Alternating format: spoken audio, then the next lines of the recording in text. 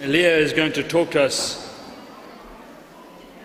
about sharing our faith in a secular culture. And I want to read just one little passage that she has published on the web. She says, "It isn't my job to explain the whole church and every bit of theology, or to trace out what Christianity says about every question that might come up today. A lot of what I try to do, and these now are my words, and I think what we should all try to do, a lot of what I try to do is to give a sense of why I find the church beautiful and plausible, enough to be worth asking questions about." Ladies and gentlemen, it gives me great pleasure to ask Leah to come to the podium and address us on sharing our faith in a secular culture. Leah.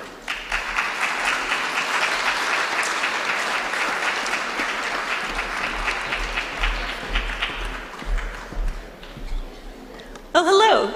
Thank you all again for having me. I shared my story with you yesterday, and I kind of want to give advice I found useful about how to share the story of your own faith, or even questions about your own faith with people who don't share it.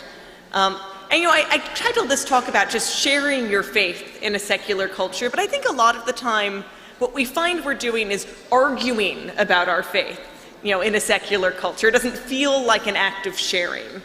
And what I'd like to do is kind of give a little advice I found helpful for bringing a conversation back to the place where sharing is relevant rather than fighting or yelling or debating.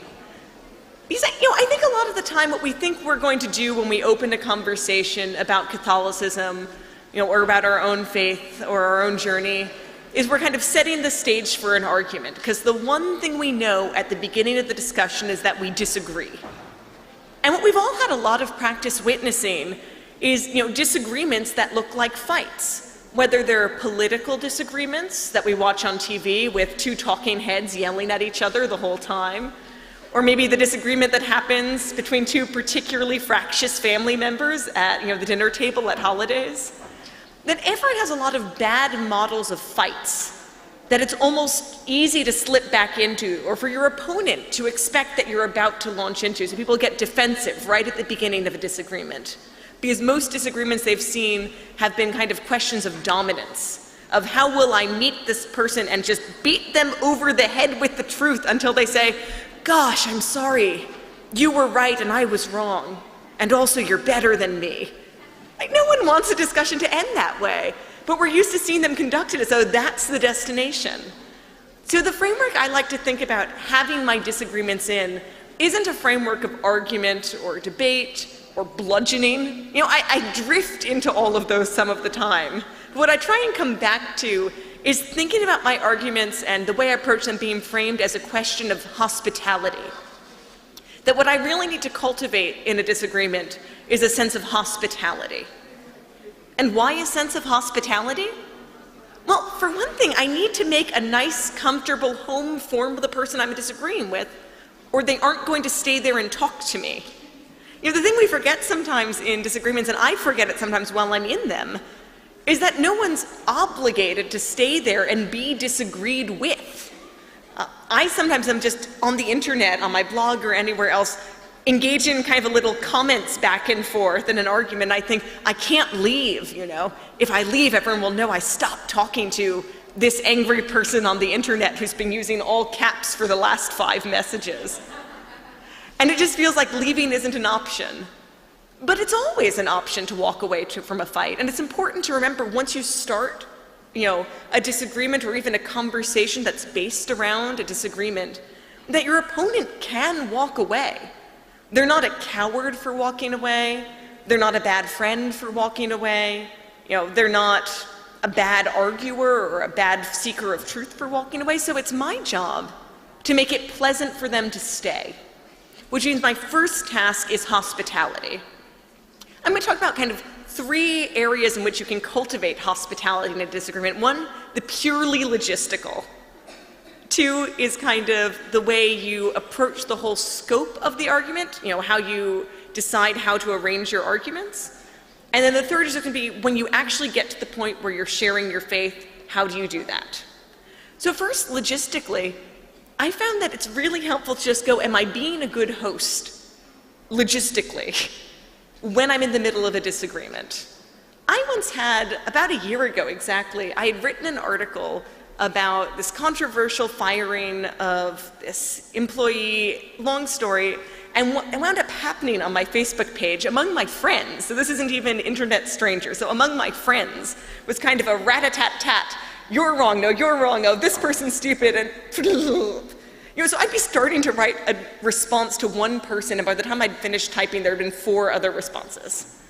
And that feels normal on the internet, but it's a crazy way to have a disagreement. If it had been happening in my living room, I would have quite justifiably spoken up and said, hey, you're all talking over each other. Several of you are being very rude, and you can't behave that way in my house. But it's reasonable to behave that way on the internet.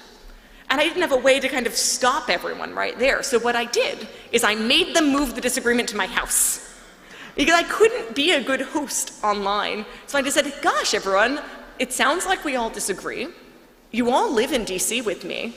And if you just stop talking now, I will make you cookies at my house. And we can still fight then, I promise. I trust that you'll all disagree in 2 weekends, and you'll have cookies. Like, doesn't that sound nice? And I just moved the whole scope of the argument into a place where it was more pleasant to disagree, and where we had the benefit of seeing each other. So instead of just kind of a static profile picture, of seeing each other's faces change as a disagreement happened, of not really having the option to just yell over someone else because all the text would show up eventually. And I'll admit, I was a little sneaky in the way I set it up. I made sure I wasn't done with the cookies when everyone arrived. Sometimes I'm just late when I'm hosting, but this time it was strategic. So that as everyone arrived, I could say, oh gosh, my hands are full. You know, I'm still in the kitchen, these are in the oven. Could you two, who I remember had disagreed, could you two set out the plates, and could you get the milk? Could you two help move the couch? So that everyone had to work together with people they disagreed with before they even started the conversation. And before we even sat down, you know, people were passing each other napkins and handing over nice warm cookies. And you know, it took a lot of maneuvering to get to that place, but it's a much more natural place to have a disagreement. So I've tried to stay alert since then to when, by happenstance, I've wound up in a very inhospitable place. And remember, I have the option to change it. That arguments on the internet, arguments where you're just yelling, arguments with a stranger are unnatural arguments, and I want to move them to a place of hospitality. And a lot of the time that's in my power to do, to just say, gosh, I can't keep having this argument right now this second. Would you mind if I made you dinner? Would you mind if I made you cookies? Would you mind, you know, just coming over to my house, you know, and we'll just sit, you know, on my porch? To move it to a place where we're already in an environment where we've shared love or shared fellowship. Which sounds like manipulation, but it's really restoring our actual relationship and putting that at the front of our disagreement. So I think it's nice to take an opportunity to go, how can I be a host during this fight? And if neither of you is a host when you're starting out, well, how can I flip that? How can one of us take responsibility for showing love for the other? Because until you do that, it's kind of as unproductive to have the disagreement as it would be if one of you were speaking French the whole way through. It's just harder to hear each other. So restoring their natural relationship and inviting someone into your home or inviting them to a neutral ground, maybe if it's someone you don't know so well and don't want in your living room first time, you know, even to a coffee shop so you're sharing food together and start on a more human-to-human interaction. Once I actually get to a better spot, one way I like to think about being hospitable is just even in the way I'm framing my arguments. Because a lot of the time it's tempting, and I have a debate background, so it's very tempting to kind of bludgeon someone with arguments. You know, someone who's a good debater can make a plausible case for anything. You know, and so that if the other person isn't as skilled rhetorically, they'll kind of feel like they have to knuckle under a little, even if your argument is untrue. And if I'm doing that, I'm a terrible host. I'm not giving them an argument that's actually aligned with truth. It's as bad, kind of using just rhetoric, as it would be if I were just yelling, or if I were saying, you can't have any cookies until you agree with me. You know, I remember that part Leah said about the cookies, but I figured out a new way to use them. Because it's not kind. It's not what I would want someone to do if they received me into their house and were trying to persuade me of something they thought was important and true that I was missing. So kind of the second virtue of hospitality, the first is just choosing a good location and a good setting where you do remember that you like each other. And the second is kind of keeping always in my mind a sense of symmetry. That whatever I'm doing in this disagreement, however I frame my arguments, however I even interrupt, I want to behave the exact same way I want my opponent to behave towards me, even if I'm right? I have to almost conduct, and it's hard for me. I really can't get up to doing the virtue of symmetry from zero to symmetry. I have to pause and go, nope, I'm going to pretend that I were wrong in this disagreement, even though I'm not, and then go, how would I need to conduct this disagreement so that I would have a chance to lose? What would I need to do so that it was possible for the other person to convince me? Because that's how I should behave towards them, and how I should be modeling them to behave towards me. And that means even sometimes when I am totally right, and it'd be totally fine for me to interrupt them because I happen to be right, and go, no, you're completely wrong, listen to me. I can't do it, because if they do it back to me and they're wrong, it's going to kind of take us off the path of moving towards truth. I have to do things that would work even if I were wrong, and would wind up with both of us moving together towards the truth. In the same way that when you're a host, you have to welcome people into your house as the way you'd want to be welcomed into theirs. You can't make up kind of wacky rules for your own house, or in my house we all sit on spikes, but it's my house, it's very nice. You welcome people as they are. I need to argue with people as they are so that even if I'm right, I'm conducting myself in the same way I want them to conduct themselves. So we have this symmetry, which again kind of pushes me back towards this idea that we're already in fellowship. We're in disagreement, and that's one small facet of our relationship, this one disagreement, but what we really are is in fellowship. So everything else in the argument besides the point on which we disagree should look like fellowship. We should be talking to each other nicely. We should be in a place that's comfortable. We should both be conducting each other to give the other person a chance to change their mind and to give ourselves a chance to change our mind. I might be biased on that last fact because my changing my mind was really important to me, and I'm glad that I had arguments that made it easier for me to change my mind about Catholicism. But that means every time I have a new one, I want it to be as easy for my opponent. And some of that, making it easy for someone to change their mind, is just kind of not putting too much pressure on them even in one conversation, right? You want it to be easy for someone to go, oh, that's a good point, I hadn't thought about that, and not follow it with a, well, then you concede, don't you? You can't say, oh, that's a good point, if it's always going to be followed with kind of a rap across the knuckles of, well, you were wrong about that, wrong about everything, aren't you? Right? And I wouldn't want someone to treat me that way. So I have to keep pausing, even when it feels like I kind of go for the killing blow in the debate, and go, nope. I want it to be easy for someone to come back. I want it to feel natural for them to continue this conversation. And, when I actually finally, in one way I even do that, is I want every fight to feel kind of low stakes. I want it to be, for either of us, again, going back to symmetry, a gradual accumulation of evidence and lived experience and kind of pausing to go back home and think about things that convinces someone, not that in one discussion I try and close the deal. Because no one can advance that many arguments that are that compelling in maybe a 20-minute disagreement. Even if I get someone to concede and I feel like I've won, they'll go home and they'll think about it, and they might, change their mind as they mull it over. And if I've kind of been inhospitable, even while forcing that concession, they won't come back to me with their questions later. So a lot of times what I like to do is almost force an artificial time limit on my disagreements and go, oh gosh, we were arguing so much the other day. I'd love to have coffee with you and argue with you again, but I'm pretty busy. So I have 40 minutes on Wednesday. Do you have time to have part of an argument?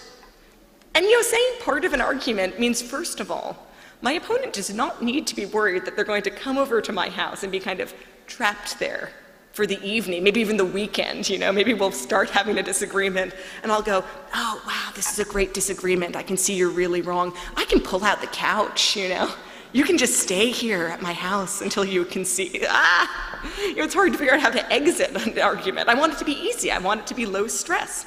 So outside my house where it's easy to leave, maybe, and 40 minutes. what if I disagree with my friend on, whether or not there's a God? We're not going to settle that in 40 minutes. No one's afraid that I'm going to kind of trap them there and say, you have to agree with me in 40 minutes. And they know that even if it goes badly, they get to leave. Even if I turn out to be doing this very badly and I don't take my own advice, and I don't always do as well in the heat of a moment as I do at a lectern, in 40 minutes they can go. And it makes it easier to turn up or to accept my invitation in the first place. So I want things to be pleasant and light and welcoming. And sometimes welcoming just means taking the pressure off. There's actually an interesting thing in terms of trying to have these fights in serial almost, right? Where, we have a 40-minute coffee fight, and then later maybe we have a 1-hour dinner argument, and then later a 15-minute ice cream kerfuffle. I don't know. It becomes part of our life going on as we add books or add an article. Oh, did you see? And it becomes an ongoing conversation where people might move a little over time. No one's kind of forcing a conversion in 1 minute. And it becomes easy to kind of come back to the discussion and share new things and share new questions. And what it reminds me of when it works well is something that David Graebener writes about in his big book, Debt. And I even forget how many thousands of years, but it's like debt, the first 3,000, 4,000 years. And it's his history of how we've understood debt. And one thing he says is that there's a culture that does a lot of barter.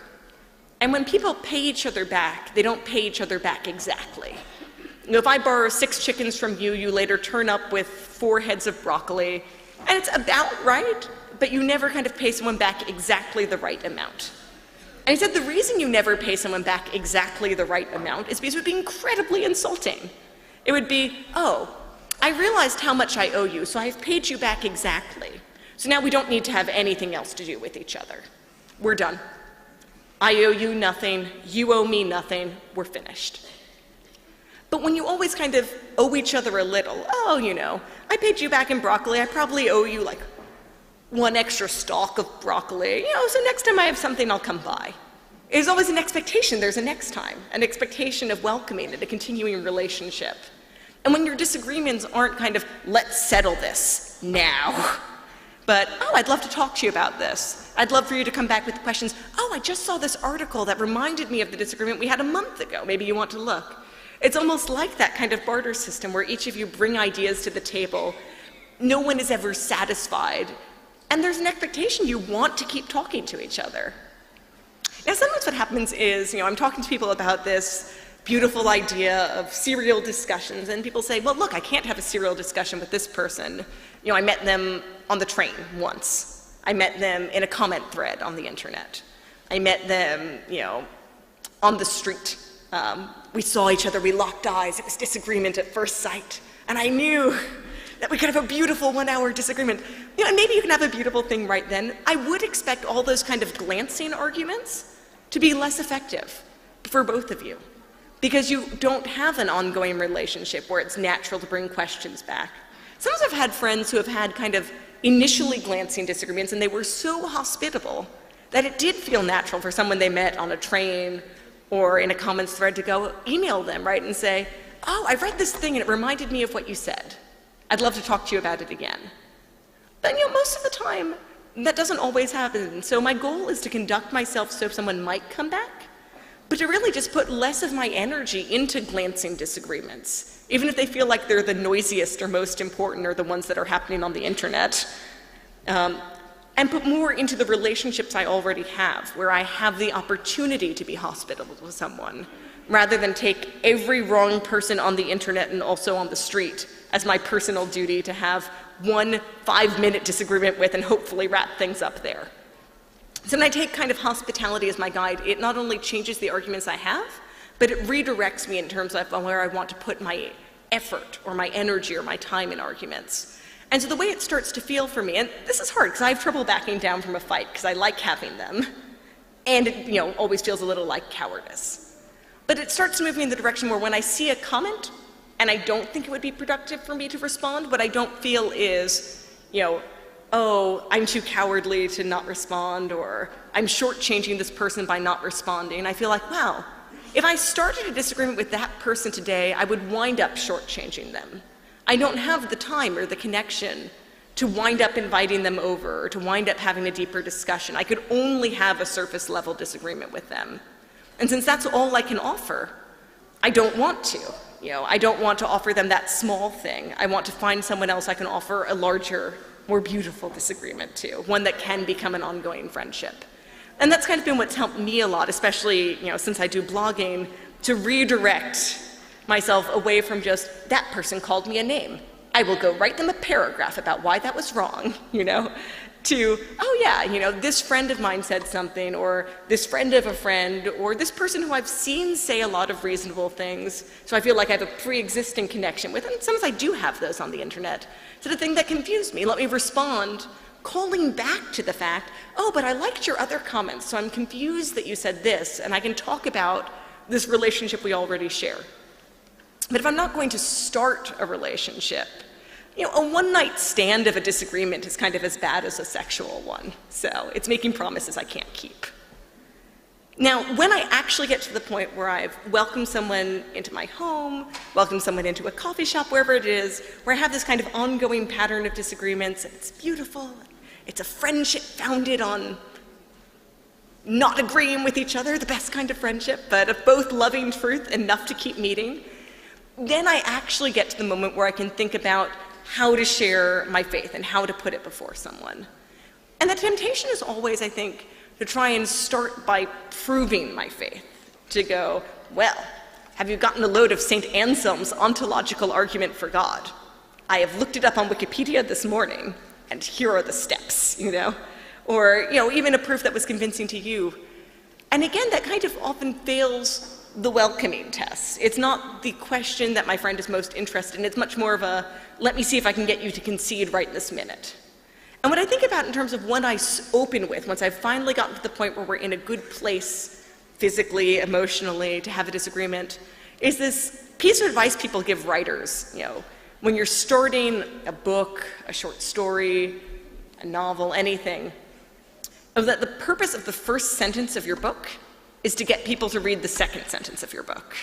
The purpose of the second sentence is to read the third sentence. And you have to have something that causes someone, again, to want to stay here in this disagreement. They're never obligated to.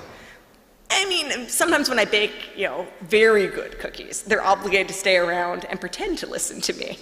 But if I want them to actually be engaged in the argument for its own sake, I always need to be saying something that's actually interesting to them. And a sentence that starts with, I can prove why you're wrong, is only interesting to a very narrow subset of people. And they're mostly interested in listening for a flaw so they can go, that bit doesn't work. Now it's your turn to shut up, right? So a lot of times I like to open with not the thing that was most convincing to me truth-wise, especially because my own conversion story, as you guys all learned, is kind of this very complicated, nerdy, abstract thing. So sitting people down and going, well, let me start with deontology. Don't worry, I made lasagna, we can sit here all night, is not the best way to start. I want to start with something that is just beautiful or interesting or even weird, so that they'll stay for a moment and listen to what I'm saying. So for example, and in my book, which John was nice enough to hold up, Arriving at Amen, I talk a lot about analogies for things about the Catholic faith that I've found interesting, that kind of opened my way into it. So if I just start by talking about confession even, that's an interesting part of the faith. It's something that often is the one part that everyone feels makes a certain kind of sense even, so it feels like a natural door. Oh, do you ever know how you screw up? Because here's how Catholicism addresses that theologically. Because you're starting from a shared assumption. You know how sometimes you do bad things that you regret later? Ah, yes, that's something we both understand. But then I go, yes, and then the priest stands in persona Christe and forgives me, and the person starts to lose the thread of the discussion. I've jumped straight from the one thing we both know to theological language, and it's hard. So I want to, either frame it entirely in language and experiences that make sense to my friend, or at least move off of the native language of my faith to something that's perplexing enough to keep them there and asking questions. I don't need someone to understand what I say on the first pass. I need them to be interested enough in what I said that they go, wait, what? Explain that part again, and actually want to hear the answer. So as I say in my book, when I talk about confession, including with my friends, they go, oh, you go to confession, what's that like? I don't go, well, there's a box and a priest, that part's not very interesting. I go, well, confession. It's rather like Japanese pottery repair, isn't it? And that's a first sentence where people go, what? And they do honestly want to hear the next answer, because the next thing doesn't sound like it's going to be because Catholicism is true and you're wrong, right? It sounds like it's going to be open-ended and weird, and they'd like to at least know what I was about to say. I say, yes, it's rather like Japanese pottery repair. Because did you know that there's this kind of pottery repair called kintsugi, which is different than just kind of putting together a pot so that looks like it was never broken. What you do is you mix the enamel that you're using to bind all the pieces together with gold, so that you can see every single crack in the pot, but they're all veined with gold, something even more precious than the original vase. And that's what confession is like. It's not a question of being made unbroken. It's a question of being healed, and not kind of in a gross surgical way, but in this kintsugi way, where the marks of healing are precious to us. And then at least I've said something, my friend hasn't heard before. And I've said something that wasn't, oh, confession, you should probably go, you've sinned a bunch, But it's welcoming, and it's something that kind of naturally invites questions. And that's really where I want to be in a disagreement of, setting out a hospitable place for my friend to ask questions more than for me to say things. Because I don't know everything that's relevant to say to my friend when we disagree. Even for some friends who I've known, for like 6 or 7 years, so I feel like I know exactly in what ways they're wrong and why. And maybe I could write an entire paper about, well, here's everything I know about you, and I know you so well, and we've had all these conversations. I wrote this 30-page paper, and here you go. When you read it, you'll agree with me. And those are the people I know. Like, the people I don't know well already, I can't even write the 30-page paper, but it's still likely that along the way, they'll be reading and go, this part's not true. This isn't true about me, this part doesn't make sense, and we'll the disagreement will fade out. I don't want to have my disagreements on rails where I'm waiting for someone to give, the next little response that's a very short response so I can keep going with my speech. I want there to be a lot of room for questions, and for me to be surprised, and for me to say, oh, wow, I've not heard someone ask me that question before. It wasn't something I thought about when becoming Catholic. I don't know. I had different problems when I was becoming Catholic. Here's an interesting Dominican priest I know who I could talk to for you, or you could talk to for you. I could meet you again at your house, and you could make dinner this time, and I'll look up some stuff and see what I can find. But it should feel natural for there to be pauses for both of us, and just breathing space in our disagreement where we hear things we don't know already and get to learn something. And that's one thing I have enjoyed about having disagreements about religion or anything else. Often, when I'm having them kind of slowly and peacefully and hospitably enough for the other person to actually ask me questions, I get the chance to learn something more about my own faith, and then to get to go back and share it out again. I get the chance to explore something that is interesting, because there's a different kind of question you get in a slow, peaceful, loving disagreement than an argument. Right? In an argument, someone's just trying to get you to ask a question that goes, that part was wrong, right? And you're like, well, maybe, well, then you're entirely wrong. Those aren't interesting questions. But if someone goes, oh, you said that thing about kintsugi and the pottery and confession, well, in what way do you hold on to those marks? You just said, the pot is marked. You don't look different when you came out of confession. What does that mean? And I might kind of go, huh. Okay, yeah, I think the metaphor makes sense at a level. Does it make sense at this level? Am I marked in some way? And I think I'm often marked by memory then, that for me, those kind of veins of gold repair are remembering what I've done, but having that memory of sin now be completely intermingled with the memory of being forgiven, that it changes the character of the memory, that it's no longer just the, oh man, I should not have done that, but it's mingled with love in the same way that that empty space is now filled with gold. But that's a thought I wouldn't have had next if I hadn't had space in a conversation for someone to ask me another question. So whenever I find myself having a disagreement where I notice I get to keep talking forever, I've started to learn that that doesn't mean the other person is agreeing with me the whole time, but that they're outweighting me, and that incidentally I am learning nothing. Maybe this conversation is good for my friend, maybe. It's certainly not doing anything for me. So I want the opportunity to be taught whether because someone points out something I have wrong, or even just talk through questions that kind of turn my eyes back on what I'm proposing and get to see it afresh and anew. And that's really, I think, the other thing that's an opportunity. I framed this as a discussion about sharing your faith in a secular world with the idea that you're not sharing assumptions with the person you're disagreeing with. I frequently find myself not sharing assumptions with all Catholics. So I like having the opportunity to see part of the Catholic faith refracted back at me through someone else's eyes. Here's this prayer practice I've done. Here's where I've struggled with it. What have you learned? Here's St. Catherine of Siena, who I find terrifying. I read the Sigrid Undset biography of her, which is wonderful, but very frightening. And then I turned to a friend and go, wow, you love this biography. Tell me more about why. So kind of looking at every disagreement, not as a disagreement, and a quest for mastery. So who's going to win? But what will I learn? Because I have that opportunity when I have a major disagreement, when I have a minor disagreement, or even in conversations that don't start and don't turn into disagreements at all, that just seeing the world through someone else's eyes expands my own vision. And part of what I like about the diversity of the saints is what we see there is God's glory and light reflected through all these different people, and it looks different in each one. And G.K. Chesterton says you have like the very martial saints like Joan of Arc and the pacifist saints, and what they all are is maybe one virtue personified. And you get a sense of what God is by looking at all these tiny distillations of what goodness looks like as reflected in one small life. And when I have a disagreement, when I make space for someone to disagree with me, I'm making space for them to show me how to look through their own eyes, which is a big ask, which is asking them to be vulnerable and to expose themselves to me, which is something they can only do in the home of a friend.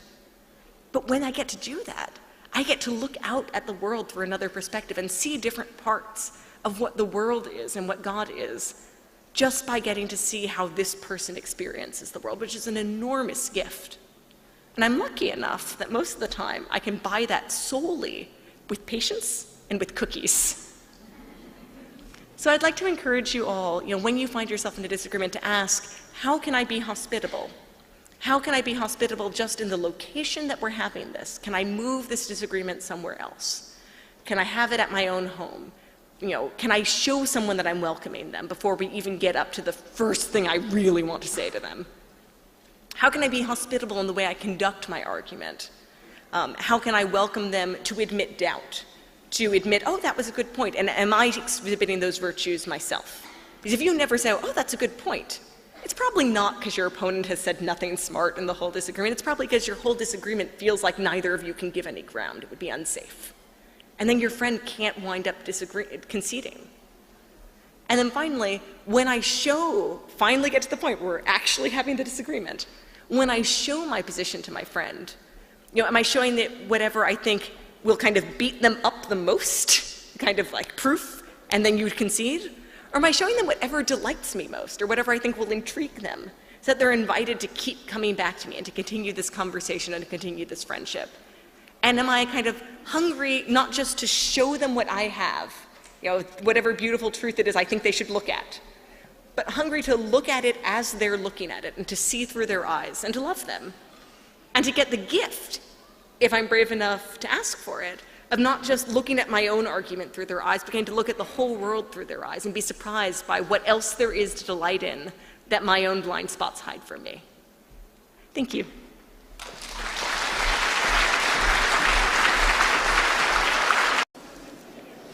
Leah is going to talk to us about sharing our faith in a secular culture. And I want to read just one little passage that she has published on the web. She says, "It isn't my job to explain the whole church and every bit of theology, or to trace out what Christianity says about every question that might come up today. A lot of what I try to do, and these now are my words, and I think what we should all try to do, a lot of what I try to do is to give a sense of why I find the church beautiful and plausible enough to be worth asking questions about. Ladies and gentlemen, it gives me great pleasure to ask Leah to come to the podium and address us on sharing our faith in a secular culture. Leah.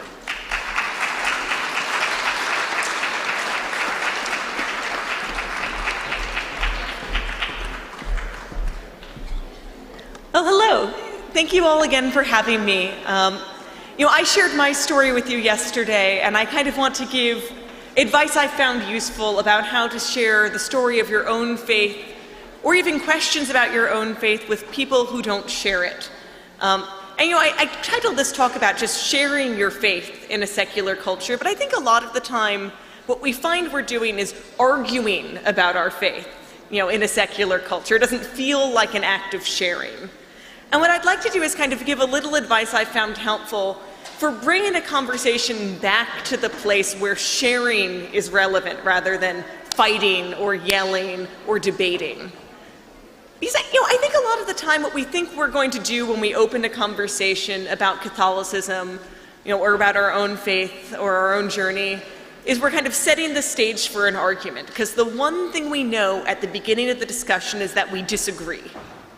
And what we've all had a lot of practice witnessing is, disagreements that look like fights. Whether they're political disagreements that we watch on TV with two talking heads yelling at each other the whole time, or maybe the disagreement that happens between two particularly fractious family members at, the dinner table at holidays. That everyone has a lot of bad models of fights that it's almost easy to slip back into, or for your opponent to expect that you're about to launch into. So people get defensive right at the beginning of a disagreement. Because most disagreements they've seen have been kind of questions of dominance, of how will I meet this person and just beat them over the head with the truth until they say, gosh, I'm sorry, you were right and I was wrong, and also you're better than me. No one wants a discussion to end that way. But we're used to seeing them conducted as though that's the destination.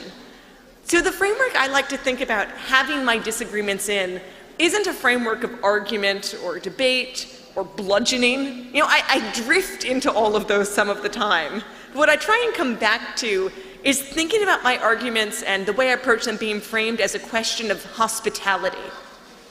That what I really need to cultivate in a disagreement is a sense of hospitality. And why a sense of hospitality?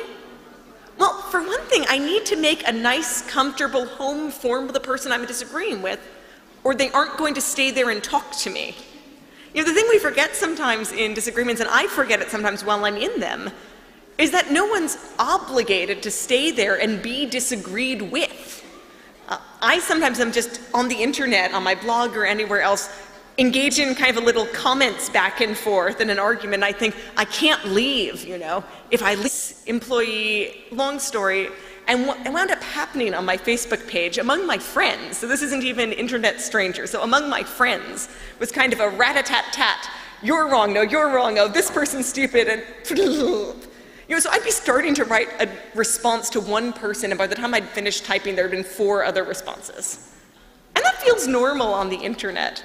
But it's a crazy way to have a disagreement. If it had been happening in my living room, I would have quite justifiably spoken up and said, hey, you're all talking over each other. Several of you are being very rude, and you can't behave that way in my house. But it's reasonable to behave that way on the internet. And I didn't have a way to kind of stop everyone right there. So what I did is I made them move the disagreement to my house. Because I couldn't be a good host online. So I just said, gosh, everyone, it sounds like we all disagree. You all live in DC with me. And if you just stop talking now, I will make you cookies at my house. And we can still fight then, I promise. I trust that you'll all disagree in 2 weekends, and you'll have cookies. Doesn't that sound nice? And I just moved the whole scope of the argument into a place where it was more pleasant to disagree. And where we had to leave, everyone will know I stopped talking to this angry person on the internet who's been using all caps for the last 5 messages. And it just feels like leaving isn't an option. But it's always an option to walk away from a fight. And it's important to remember once you start, a disagreement or even a conversation that's based around a disagreement, that your opponent can walk away. They're not a coward for walking away. They're not a bad friend for walking away. they're not a bad arguer or a bad seeker of truth for walking away, so it's my job to make it pleasant for them to stay, which means my first task is hospitality. I'm going to talk about kind of 3 areas in which you can cultivate hospitality in a disagreement. 1, the purely logistical. 2 is kind of the way you approach the whole scope of the argument, how you decide how to arrange your arguments. And then the 3rd is going to be when you actually get to the point where you're sharing your faith, how do you do that? So first, logistically, I found that it's really helpful to just go, am I being a good host, logistically, when I'm in the middle of a disagreement? I once had, about a year ago exactly, I had written an article about this controversial firing of